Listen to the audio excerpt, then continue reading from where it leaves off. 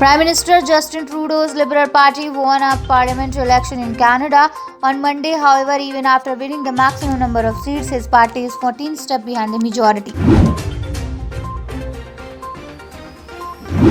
Even though there is no election going to be held in Bihar in the recent times, but all the major parties are working to strengthen their operation.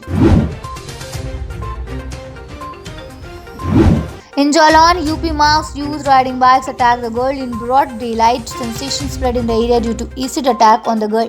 The youth fled from the spot after carrying out the acid attack incident on the girl. There is a ruckus in the Islamic Emirates government in Afghanistan over Pakistan. One faction of the bifurcated Taliban has camped in Kabul while the other has taken over from Kandahar. The ruckus in the Taliban over Pakistan is now coming to the fore.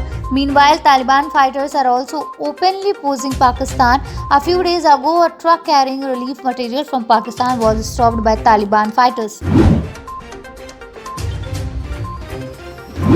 Former Jammu and Kashmir Chief Minister and PDP Chief Mehbooba Mufti has directly targeted the Modi government. Mufti has said that the people of Delhi are using J&K as a laboratory and conducting experiment here.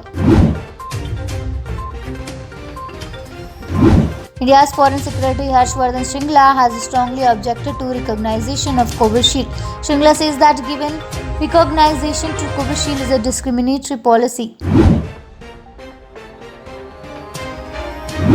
Mehboolia practice in Bundelkhand is a unique tradition apart from different medalists from religious rituals in Pitru Tarpan.